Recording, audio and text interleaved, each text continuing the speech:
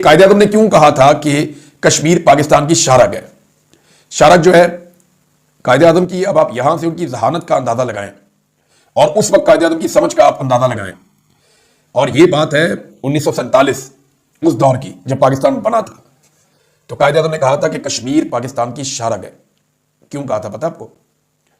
शारग से आपको सप्लाई होती है, जो मेन सप्लाई आपकी ब्लड की होती है वो शारग से होती है, जो मेन बड़ी वेन होती है, वहां से फिर पूरी सप्लाई जाती है दिमाग को, आपकी पूरे सिस्टम को, आपकी जो है पूरी शरियानों के अंदर, और फिर आपकी वरीदों के अंदर, कैपिलरीज के अंदर, हर तरफ आपका ब्लड जाता है। आपका जो जिस्म है वो मैसेज मौसूल करता है और आपका जिस्म जो है वो काम करता है।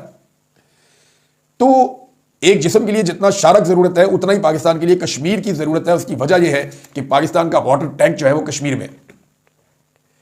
तो जो एक जिस्म के अंदर शारक की अहमियत है, उसे आप काटे तो जिस्म नकारा होता है, ऐसे ही अगर आप कश्मीर को पाकिस्तान से काटेंगे तो पाकिस्तान के लिए ये मसाइल आने थे जो अब आ रहे हैं।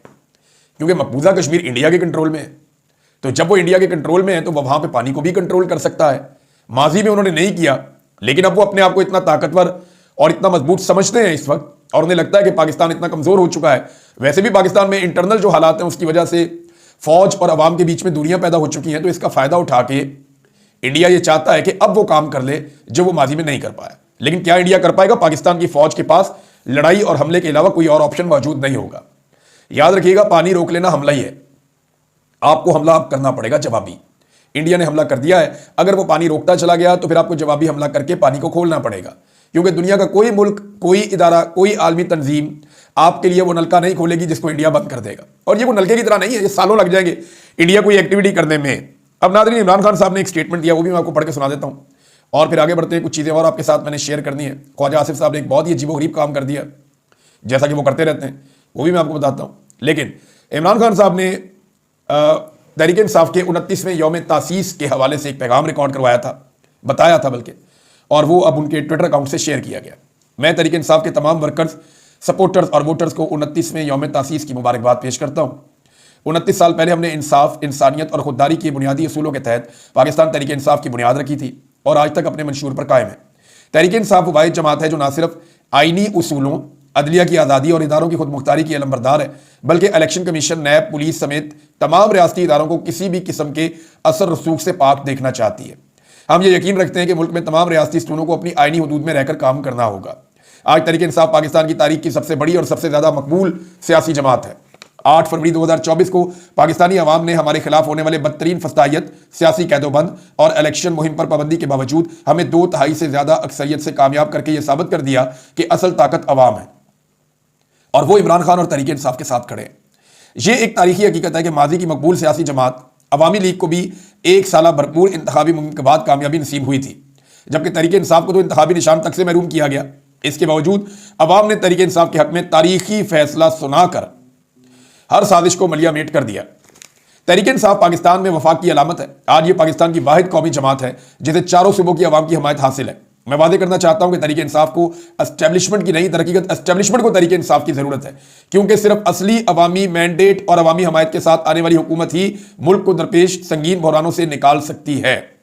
ये इमरान खान साहब ने बिल्कुल ठीक बात की है कि एस्टेब्लिशमेंट को इस वक्त तहरीक इंसाफ की जरूरत है कि वो इन बहरानों से इस वक्त मुल्क को निकाल सकती है। दीगर जमातों के पास मैंडेट ही नहीं है तो वो कैसे निकालेंगे? तो मैं अपने उन ओवरसीज पाकिस्तानियों को खराज तहसीन पेश करता हूं जो मुल्क में जमहूरियत, आइन और इंसाफ की बहाली के लिए हर महाज पर हमारा साथ दे रहे हैं। आप कौम का फख्र है। नौजवानों का इमरान खान साहब ने कहा, बाकी लोगों का कहा। तो ये एक लंबा ट्वीट था, लेकिन इसके कुछ हिस्से मैंने आपको सुना दिए। नाज़रीन, ख्वाजा आसिफ साहब ने जो एक अजीबोगरीब काम किया, बोंगी मारी, वो मैं आपको बता देता हूं। ख्वाजा साहब से सहाफ़ी ने क्वेश्चन किया कि जो भारत में अटैक हुआ है मकबूजा कश्मीर में, उस हवाले से उन्होंने पूछा कि आप तस्लीम करते हैं कि पाकिस्तान की एक तवील तारीख है दहशतगर्द तंजीमों की हमायत करना, उनकी तरबियत करना, उनकी माली मदद करना। अब इसका जवाब दिया जा सकता था कि दहशतगर्दी से तो हम सबसे ज़्यादा खुद मुतासिर हैं। हमें तो इमरान खान साहब जैसे जवाब देते थे इन मामलात का। हम क्यों तरबियत करेंगे दहशतगर्दों की? हम क्यों पैसा देंगे दहशतगर्दों को कि जाके मारो किसी को? हम क्यों दहशतगर्दों का जो है वो उनकी हमायत करेंगे? यही तो वो प्रोपेगेंडा है जो इंडिया गुज़िश्ता कई सालों से पाकिस्तान के खिलाफ, कई दहाइयों से कर रहा है। और पाकिस्तान ये कहता चला जा रहा है कि यार हम इंटरनेशनल पॉलिसीज की वजह से खुद दहशतगर्दों से मार खाए हुए हैं, हम दहशतगर्द बना के तैयार करके दुनिया में दहशतगर्दी नहीं करवा रहे। लेकिन ख्वाजा आसिफ ने उल्टा ही काम कर दिया। ये वजीर दिफा है पाकिस्तान के, माशाल्लाह से इनको लाकर मुसल्लत किया गया इस मुल्क में, ये तोहफा लाके लगाया गया। लो सुन लो, ख्वाजा आसिफ साहब ने कहा कि जी हम ये गंदा काम अमेरिका और मगरिब के लिए 3 दहाइयों से कर रहे हैं, क्या ऐसी सूरत हाल में अब इस तरह का जवाब देना लाजमी था? ये नहीं वो कह रहे कि हम भी भुगत रहे हैं जनाब, हम भी फंसे हुए हैं और हमने अमेरिका के लिए और मगरबी ममालिक के लिए, खुसूसन बरतानिया के लिए भी हमने ये काम किया और 3 दहाइयों से किया है। ये नहीं बताते कि जनाब हम आपके साथ एक कोलिशन के अंदर थे, अफगान वार हुई, वहां पे एक बड़ी जंग लगी, हम पूरी दुनिया के साथ खड़े हुए, जब 9/11 हुआ हम पूरी दुनिया के साथ खड़े हुए और हम दहशतगर्दी में फंस गए, दुनिया ने हमें फंसा दिया इसके अंदर। हमने कभी तरबियत नहीं की, हमने कभी ट्रेनिंग नहीं की, हमें कभी कोई, यानी हम दहशतगर्दी के लिए कोई किसी को ट्रेन करता है? यानी वो ट्रेंड हो रहा है, उसको बता रहे तुम दहशतगर्द हो, तुमने जाके दहशतगर्दी कर दी, ऐसे तो नहीं होता। पाकिस्तान की रियासत ने जब तालिबान की एक पॉलिसी थी कि ये जिहाद कर रहे हैं, तो उस वक्त भी उनको दहशतगर्दी के लिए नहीं उकसाया था, तब भी उन्हें यह कहा था कि आपको सपोर्ट करेंगे, आप जाके जिहाद करें। तो अब जो है वो अब तो ये आप ये कहेंगे कल को जनाब कि कश्मीर के अंदर जो हो रहा है वो भी दहशतगर्द है सारे, जो लोग फ्रीडम फाइटर्स हैं या जो लोग अपनी आज़ादी के लिए, अपने हुकूक के लिए लड़ाई लड़ रहे हैं, उनको आप क्या कहेंगे? इस तरह तो ख्वाजा आसिफ कहेंगे वो भी दहशतगर्द है, हमने बनाए। तो ख्वाजा आसिफ साहब ने एक अजीबोगरीब पोंगी मारी है। ये आलमी सतह पे पाकिस्तान का दिफा क्या करेंगे? ये वज़ीर दिफा आलमी सतह पे पाकिस्तान का दिफा करेंगे? ये रेहाना डार से अपनी सीट का दिफा तो कर नहीं पाए,